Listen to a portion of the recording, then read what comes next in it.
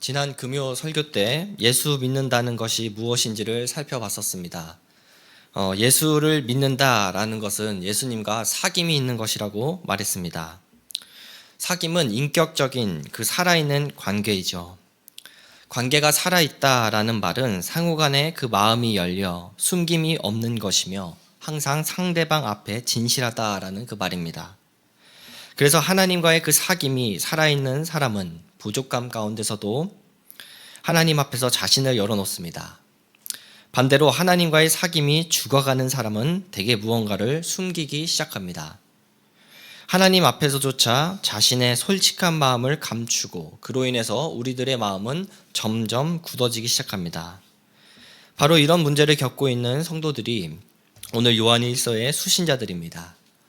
요한일서는 예수를 처음 믿게 하려는 그 책이 아니라 이미 예수를 믿고 있는 성도들에게 쓰여진 책입니다. 사도 요한은 요한일서를 통해 성도들에게 너희가 이미 영생을 받았다라는 그 사실을 분명히 알고 그 영생을 누리며 살아가라고 권면합니다. 그래서 요한일서 마지막 5장 13절에 보면은 다음과 같이 말하는데요. 나는 하나님의 아들의 이름을 믿는 사람인 여러분에게 이 글을 씁니다. 그것은 여러분이 영원한 생명을 가지고 있다는 것을 알게 하려는 것입니다. 여기서 말하는 그 영생은 단순히 죽어서 천국에 가는 그 티켓이 아니죠. 영생은 지금 이 땅에서 하나님과 사귀며 살아가는 삶입니다. 생명이신 예수 그리스도 안에 거하며 그분과 함께 동행하며 살아가는 삶입니다. 누군가와 가까이 지내면 자연스럽게 그 사람을 닮아가게 되듯이 우리가 예수 그리스도 안에 거하면 그분의 생명이 우리들의 삶 속에서 드러나게 됩니다. 그런데 문제는 많은 경우 우리는 말로는 하나님 안에 거한다라고 하면서 실제 삶에서는 하나님과 거리를 두고 살아간다라는 거예요.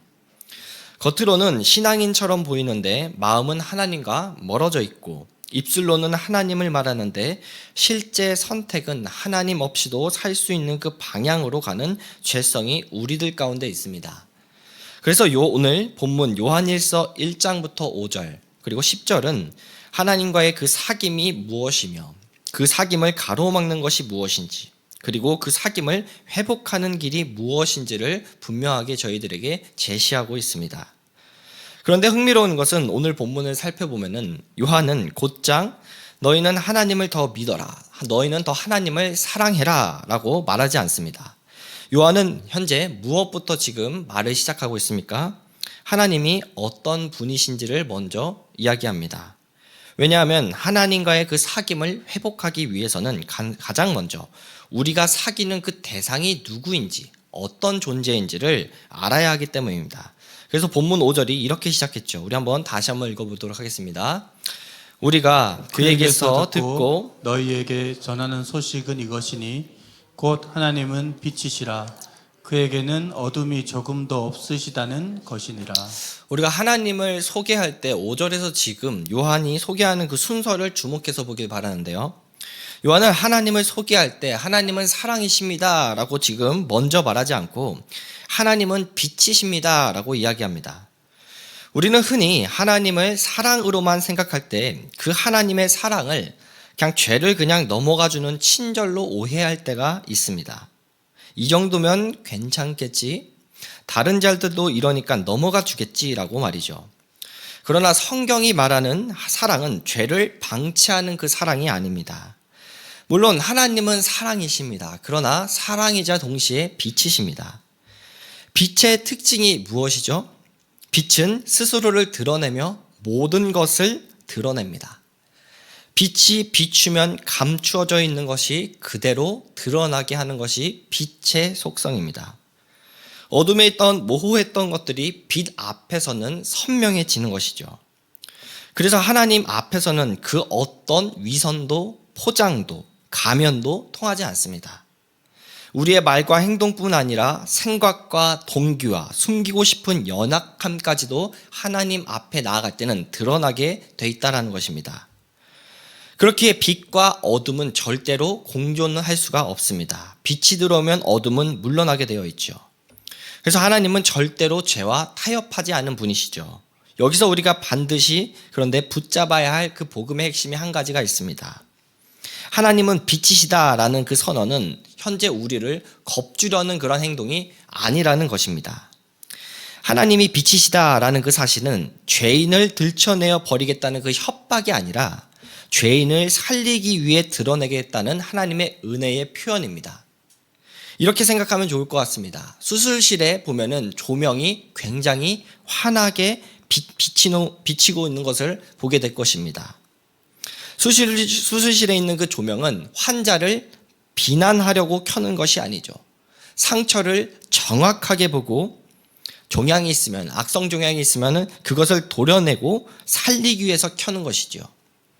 하나님이 빛이시다라는 것은 이와 같이 어떤 법정에서 죄인을 공개 처형하려고 비추는 스포트라이트라기보다는 수술실에서 상처를 식히고 회복시키려고 비추는 치유의 빛이라는 것입니다. 그러므로 성도된 우리는 빛을 피하는 자가 아니라 빛 가운데로 걸어가는 그러한 존재입니다. 그래서 요한은 곧바로 6절에서 다음과 같이 말하죠. 6절 우리 한번 다 같이 읽어보겠습니다. 우리가 만일 하나님과 사귐이 있다 하고 어둠에 행하면 거짓말을 하고 진리를 행하지 아니함이니라. 여기서 어둠에 행한다라는 것은 한 번 넘어지고 실수하는 순간적인 어떤 연약함을 말하는 것이 아닙니다. 이 표현은 지속적이고 반복적인 행동을 의미하는데요. 다시 말해 죄를 죄로 여기지 않고 회개하지 않고 돌이키지 않고 의도적으로 빛을 티하는 그 태도가 바로 어둠에 행하는 그러한 태도입니다. 죄 가운데 넘어지는 것은 안타깝지만 우리들의 일상입니다. 그러나 어둠에 행했다라는 것은 그 죄에서 넘어졌다라는 그 문제가 아니라 넘어짐을 다루는 방식의 문제입니다. 우리가 죄 가운데 넘어졌을 때 우리가 그럼에도 불구하고 빛 가운데로 가느냐 아니면은 빛을 피하며 숨느냐의 문제입니다. 왜 이런 이야기를 요한이 했냐면은 초대교회 당시에 교회 안에는 영지주의적 사고가 많이 퍼져 있었습니다. 영은 선하고 육은 악하다라는 것이 영지주의였죠. 그래서 영은 하나님과 연결되어 있으니 육체로는 어떤 일을 해도 상관이 없다라는 것이 영지주의였습니다. 그래서 이 당시 유행했던 이 사상이었는데 이 사상이 교회 안으로 들어와서는 신앙 고백과 실제 삶이 분리가 되었던 겁니다. 교회 안에서는 경건한 척을 하며 살아가지만 삶에서는 죄를 당연하게 여기는 그런 위선이 교회 안에서 존재했던 것이에요. 이러한 모습은 과연 초대교회에만 있었을까요? 아니죠. 오늘날에도 우리는 비슷한 방식으로 이러한 모습을 취할 때가 있습니다. 그리고 더 교모하게 취할 때가 있습니다. 옛날처럼 노골적인 죄만이 아니라 오늘날에는 숨김의 기술로 우리를 어둠 속으로 살아가기로 이렇게 숨김의 기술로 어둠을 살아갑니다. 주일날 예배를 드리러 올 때 우리는 겉모습은 굉장히 단정하게 꾸미며 옷차림은 단정하게, 외모도 단정하게 하지만 내 마음을 점검하지 않고 올 때가 굉장히 많이 있습니다. 누군가를 미워한 채로, 누군가를 원망한 채로 그렇게 교회로 옵니다. 그래서 교회 안에서 교제할 때는 밝은 모습으로 내 마음과는 모습과는 전혀 다른 모습으로 교회 가운데 있을 때가 많이 있습니다. 더 나아가 이러한 내 모습을 하나님 앞에서 정확하게 독대하지 않고 교회 안에서 자신을 꾸미려고 하는 그 모습 가운데 살아가는 그 모습들이 우리 안에 있을 때가 있습니다. 그리고 나 정도면 괜찮은 그러한 신앙인이라면서 착각하며 하나님 앞에서 내 모습을 점점 들여다보지 않습니다. 요한은 오늘 본문에서 분명히 말합니다. 하나님과의 그 사귐이 있다고 말하면서 어둠 가운데 행하는 것은 거짓이라고 말이죠. 이것은 구원을 받았느냐 안 받았느냐를 말하는 것이 아니라 현재 하나님과 사귐이 있느냐 없느냐, 하나님과의 그 사귐이 이루어지고 있느냐 이루어지지 않고 있냐를 이야기하는 것입니다. 아까도 이야기했지만 요한일서는 이미 믿는 성도들을 향해 쓴 편지라고 했습니다. 구원은 그리스도의 은혜로 단번에 주어지는 은혜입니다. 그러나 하나님과의 사귐은 매일의 일상 가운데 우리가 누리는 그 은혜입니다. 그러니 우리는 스스로에게 이렇게 질문해야 합니다. 나는 지금 나에 있는 그 모습 그대로 하나님 앞에 숨고 나아가고 있는가? 아니면 하나님 앞에서 나의 모습을 점점 숨기면서 피하고 살아가고 있는가? 이 질문을 하면서 우리는 스스로를 점검해 봐야 합니다. 신앙이 무너지는 순간 대개 여기서부터 시작하기 마련입니다. 하나님 앞에서 진짜 내 모습을 마주하지 않고 살아갈 때, 하나님 앞에서 내 마음을 솔직하게 고백하지 않을 때 하나님과의 사귐은 점점 식어가게 되어 있습니다. 그래서 우리에게 필요한 것은 빛 가운데로 나아가는 삶입니다. 그래서 요한도 7절에서 다음과 같이 이야기하죠. 새 번역으로 7절 한번 다 같이 읽어보겠습니다.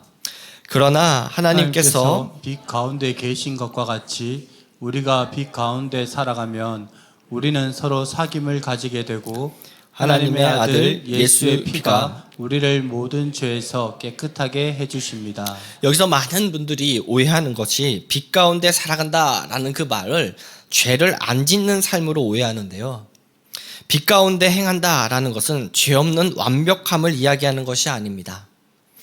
빛 가운데 행한다라는 것은 하나님 앞에서 나의 죄와 허물을 정직하게 올려드리는, 드러내는 것입니다.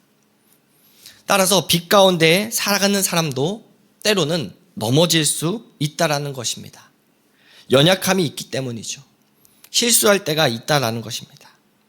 그러나 빛 가운데 살아가는 사람은 나의 죄를 포장하지 않고요, 나의 죄를 합리화하지 않고요, 숨기지 않습니다. 빛 대신 하나님 앞에 나아가 나의 죄를 솔직하게 인정하고 고백합니다. 빛 가운데 사는 사람은 죄가 없는 사람이 아니라 죄를 들고 하나님께 나아가는 존재입니다. 반대로 어둠 가운데 사는 사람은 죄를 짓는 사람이라기보다는 죄를 숨기며 은닉하며 살아가는 존재입니다. 많은 성도님들이 이렇게 오해하죠. 죄를 많이 지으면 하나님과 멀어지고 죄를 적게 지으면 하나님과 가까워진다 말이죠. 틀린 말은 아니지만 나는 죄가 많으니 하나님께로 가면 안 된다, 때로는 그렇게 생각하기도 합니다. 그런데 성경은 반대로 말합니다. 죄가 많으니 하나님께 오라는 것입니다. 죄를 씻기 위해 빛으로 나아가라는 것입니다. 이게 성경에서 우리에게 제시하는 복음입니다. 하나님은 빛이시라고 했죠. 그런데 그 빛 앞에 서도록 길을 여신 분이 바로 예수 그리스도입니다. 예수의 그 피는 하나님과 죄인 사이의 그 다리가 되었습니다. 그러므로 빛 가운데 나아가는 것은 처벌을 받는 것이 아니라 우리 스스로를 살리는 길입니다. 사탄은 이것을 못하게 막으려고 하는 거예요. 죄의 특징이 무엇이죠? 죄의 특징은 한 가지 뽑으라고 한다면 숨는 것입니다. 우리를 하나님에게로부터 숨도록 만듭니다. 왜 숨게 만들죠? 수치심과 두려움 때문이죠. 에덴 동산에서 아담과 하와가 죄를 짓고 가장 먼저 한 행동은 숨는 것이었습니다. 그들은 죄를 지은 다음에 하나님께 달려간 것이 아니라 하나님으로부터 피했습니다. 그렇게 수치심은 인간을 하나님으로부터 점점 고립시킵니다. 너 같은 건 드러나면 안 된다고, 너 같은 건 사랑받을 수 없다고. 그런데 복음의 언어는 이 수치심을 끊어냅니다. 너의 죄가 드러나도 너는 그리스도 안에서 버려지지 않는다라는 것입니다. 예수께서 이 땅에서 하신 것은 죄인에게 먼저 찾아가신 일이었어요. 누가복음 18장에 보면은 두 인물의 그 대조가 나옵니다. 바리새인과 세리의 모습입니다. 누가복음 18장 12절에서 12절 보면은 바리새인은 다음과 같이 기도하는데요. 바리새인은 서서 따로 기도하여 이르되 하나님이여, 나는 다른 사람들 곧 토색, 불의, 간음을 하는 자들과 같지 아니하고 이 세리와도 같지 아니함을 감사하나이다. 나는 일에 2번씩이나 금식하고 또 소득의 11조를 드리나이다 하고. 여기서 바리새인이 한 그 기도는 어떤 모습입니까? 하나님이 아니라 나를 드러내는 것입니다. 이들은 하나님 앞에서 자신을 솔직하게 드러내지 않습니다. 오히려 종교의 형식으로 자신들의 연약함과 죄성을 감추고 있습니다. 나는 이런 사람이 아니라 나는 이런 일을 했습니다 라고 자신을 포장합니다. 사랑하는 여러분, 어둠은 죄를 짓는 것만이 아닙니다. 어둠은 하나님 앞에서조차 자기의 종교 행위로 자기를 숨기는 것입니다. 반면에 13절에 세리는 멀리 서서 감히 눈을 들어 하늘을 쳐다보지 못하고 가슴을 치며 13절에서 다음과 같이 이야기하죠. 세리는 멀리 서서 감히 눈을 들어 하늘을 쳐다보지 못하고 다만 가슴을 치며 이르되 하나님이여 불쌍히 여기소서 나는 죄인이로소이다 하였나이다. 세리는 자신을 포장하지 않았어요. 자신을 편집하지 않았어요. 변호하지 않았어요.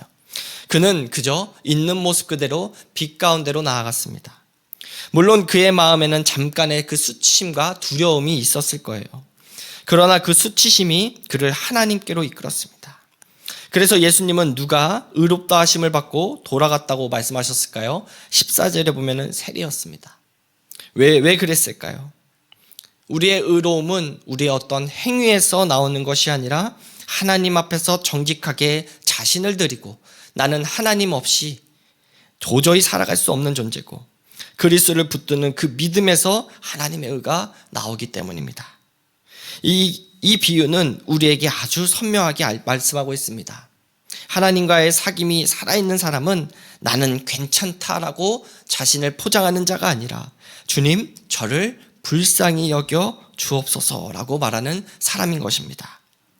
하나님과 사귐이 살아있는 사람은 죄가 없는 척하는 사람이 아니라 죄를 들고 하나님께 나아가는 사람입니다. 우리 모두는 두 부류 중에 어떤 부류에 해당이 되나요? 이제 가장 중요한 질문입니다. 그럼 빛 가운데로 나온 자는 하나님을 어떻게 대하시는가입니다. 많은 분들이 여기서 하나님을 오해합니다. 내가 또 넘어졌는데 하나님이 나를 싫어하지 않으실까? 내가 정말로 이렇게까지 넘어지고 또 이렇게 실수했는데 이러한 죄를 고백하면 하나님이 실망하지 않으실까? 내가 이렇게 드러나면 하나님이 나를 버리지 않으실까라는 그러한 고민을 할 때가 있습니다. 그런데 이러한 고민 앞에서 오늘 본문 구절은 분명하게 우리에게 이야기합니다. 우리 본문 구절 한번 다 같이 읽겠습니다. 다 같이 시작. 만일 우리가 죄를 자백하면 그는 미쁘시고 의로우사 우리 죄를 사하시며 우리를 모든 불의에서 깨끗하게 하실 것이요. 하나님이 우리를 용서하시는 것은 그의 감정이 단순히 바뀌어서가 아니라 십자가에 이미 죄값을 치렀기 때문입니다. 십자가는 하나님이 죄를 대충 넘어가신 사건이 아니라는 것을 분명하게 알려주는 사건입니다. 십자가는 하나님이 죄를 가장 철저하게 심판하신 사건이었죠. 다만 이 죄의 그 심판이 하나밖에 없는 독생자 예수 그리스도에게 임한 것입니다. 본문 구절을 한번 예를 들어서 다시 한번 설명해 보겠습니다. 한 어린아이가 있다고 칩시다. 어린아이가 밖에서 놀다가 엄마가 깨끗하게 사준 그 옷을 입고 놀았는데 온몸에 흙먼지와 콩먼지를 뒤집어 쓰고 집으로 돌아왔다고 가정해 봅시다. 그 아이가 문 앞에서 멈칫합니다. 엄마가 화내지 않을까? 내가 너무나도 더러운데. 그 아이의 모습을 보고 엄마가 보자마자 어떻게 했을까요? 너 왜 이렇게 더러워졌어? 당장 썩 나가지 못해? 라고 이야기하는 엄마는 없을 것입니다. 진짜 자식을 사랑하는 부모는 그 아이를 품죠. 그 아이의 더러워진 옷을 벗기고 그 아이의 더러워진 몸을 깨끗하게 씻깁니다. 아이가 한 일은 무엇일까요? 스스로를 씻는 것도 아니었어요. 새 옷을 산 것도 아니었어요. 그 아이가 한 일은 딱 하나였습니다. 돌아온 것이었어요. 더러워진 모습이지만 그 있는 그대로 엄마에게 간 것입니다. 사랑하는 성도 여러분, 하나님이 우리를 그렇게 대하십니다. 죄를 고백하고 빛 가운데 나온 자를 하나님은 내치지 않으신다라는 거예요. 예수 그리스도로 우리를 씻기십니다. 그 씻김은 단지 용서로 끝나지 않고 새 옷을 입히십니다. 그리스도의 의로 덮이십니다. 그리고 우리를 점점 그리스도를 닮은 자로 변화시키십니다. 이게 하나님과의 사귐이 있는 빛 가운데로 걸어가는 자가 누릴 수 있는 기쁨이자 능력입니다. 사귐은 단지 친밀한 감정이 아니라 우리들의 삶을 변화시키는 능력이라는 것입니다. 사랑하는 성도 여러분, 우리가 반드시 알아야 할 그 결론이 있습니다. 빛 가운데 나오라 라는 그 말은 너 자신을 죄책감으로 괴롭혀라 라는 그 말이 아니라는 것입니다. 빛 가운데 나오라는 말은 너의 죄를 들고 십자가의 은혜로 나오라라는 말입니다. 빛 가운데 살라는 말은 너희들이 이 땅에서 완벽해져라는 게 아니라 드러난 채로 그리스도를 닮아가라는 말입니다. 찬송가 539장 너 예수께 조용히 나가를 보면은 가사가 이렇게 되어 있죠. 너 예수께 조용히 나가 내 모든 짐 내려놓고 주 십자가 사랑을 믿어 죄 사함을 너 받으라. 주 예수께 조용히 나가 내 마음을 쏟아놓으라. 늘 은밀히 보시는 주님 큰 은혜를 베푸시리. 사랑하는 성도 여러분, 하나님은 우리에게 이와 같은 그 은혜를 주시기를 바라십니다. 우리에게 그 빛으로 사는 그 기쁨을 주기를 원하세요. 우리가 해야 할 것은 그분께 있는 내 모습 그대로 나아가는 것입니다. 십자가 앞에 나아가는 것입니다. 그럴 때 빛으로 사는 그 기쁨이 회복이 됩니다. 더 이상 가면을 쓰고 살아가지 않아도 된다는 것입니다. 괜찮은 척, 강한 척하지 않아도 된다는 것입니다.